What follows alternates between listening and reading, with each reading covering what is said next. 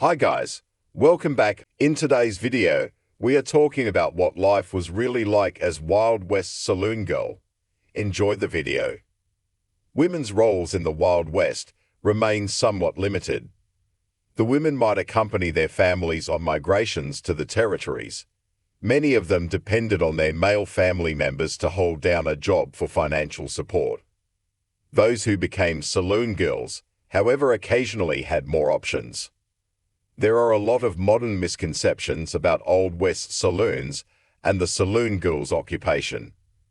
For example, many of the women served as unconventional servers or dancers, and while their lives may not have been glamorous, saloon girls possessed unique freedoms. Their lives could be difficult and dangerous, but these painted ladies were trailblazers in American history. Sex work was dubiously legal. It was up to individual jurisdictions in the Old West to determine whether houses of ill repute were legal. According to some historians, the practice was widely accepted. Madams simply needed licenses to run their enterprises. The money from the licensing ensured the city profited. Other historians noted bordellos had to pay fines, usually about $8 a month, to local governments to stay in business. Many authority figures seemingly chose to overlook these establishments because they supported the local economy. Many saloon girls sold drinks, ate, and nothing more. A common misconception exists that all saloon girls also turn tricks. In reality, many women who worked in saloons earned money from drink sales, not from sex. Drinks usually cost between 10 and 75 cents. And for each beverage sold, the saloon girls made a percentage of the profit. By marking up beverage costs, saloon owners could profit and pay their female employees. A saloon girl could earn around $10 per week, almost $200 a day. Men generally respected saloon girls. There was a good deal of social stratification in the Old West, even among women. Those considered proper ladies fit the social expectations of the time. They were wives, mothers, and daughters, and most relied on men for support. Saloon girls were looked down upon by women with more traditional roles, but that didn't seem to matter much to the men who sought their company. Saloon girls made up a small population of the Old West and were therefore sought after by men. Their low social status often even made male patrons feel comfortable around them. Moreover, saloon owners often required customers to treat the women nicely. Mistreatment could result in being banned from the establishment, ostracized from the community, or even killed. Saloon girls had many different responsibilities. Saloon girls wore many different hats and were responsible for a large variety of things. Instead of exchanging sex for money, saloon and dance hall, girls entertained men through other methods, usually singing, talking, and dancing. Shady ladies were the actual sex workers of the day, and they could work for madams or be independently employed. Women in brothels held a somewhat higher status in society and typically worked in businesses that didn't hide their true intentions. Shady ladies might also work alongside the saloon girls who didn't provide adult companionship. The job could get dangerous. Though many women took jobs in saloons to escape farm labor, they could still face danger. Violent deaths were a hazard of the job.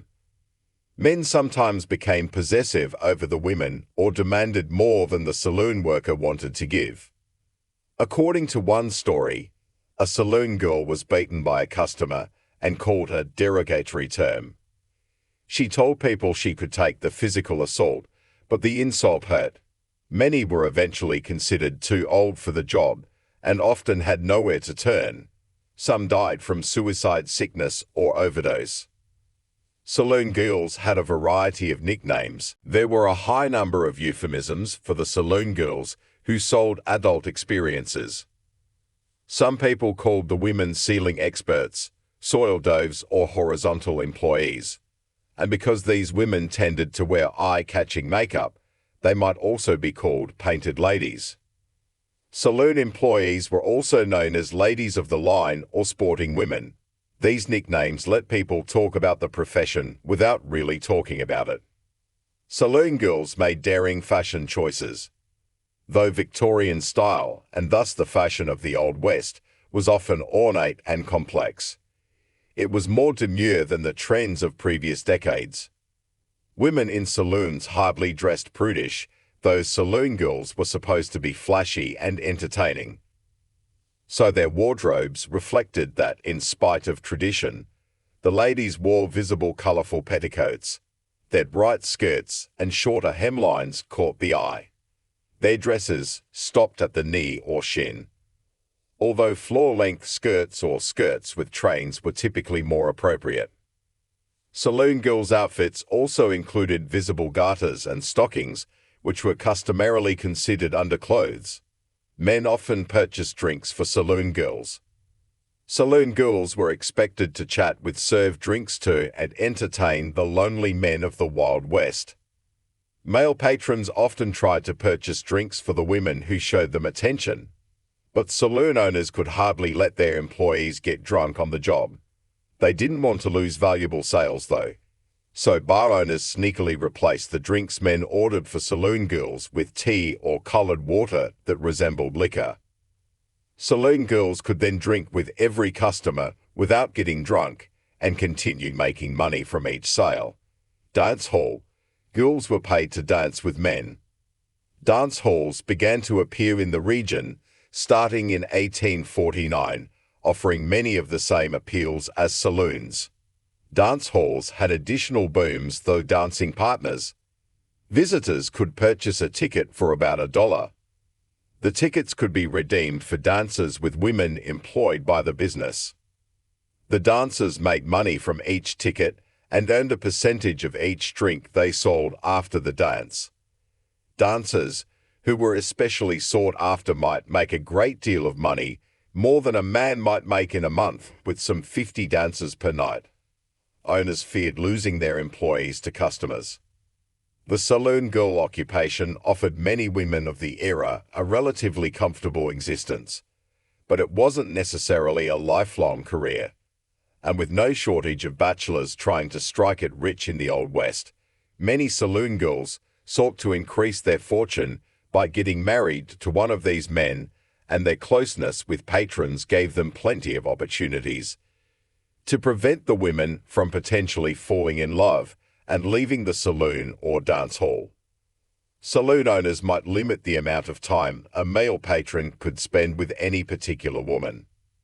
This way, the individuals couldn't get to know one another well, and the women were less likely to leave. Shady.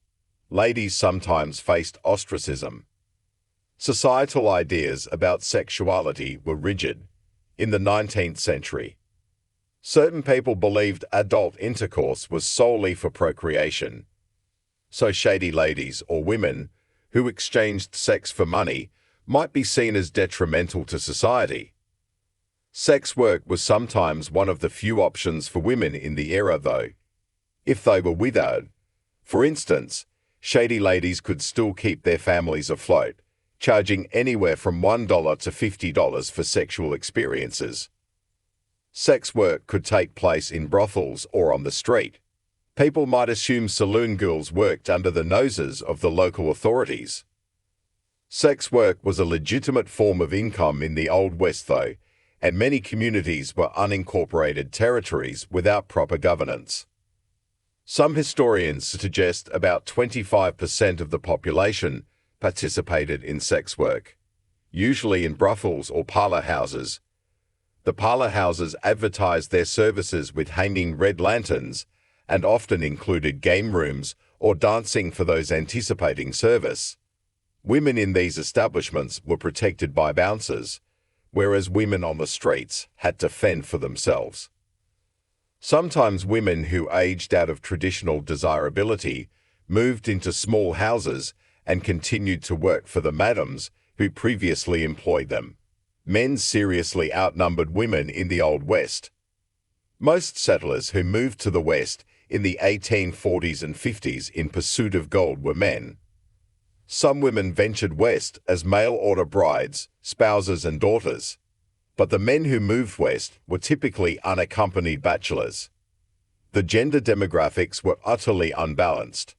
The male population outnumbered women by a ratio of 3 to 1 in 1850.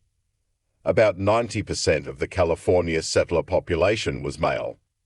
The few women they could earn money by working in the saloons men frequented. Thanks for watching. Do like, subscribe, and comment.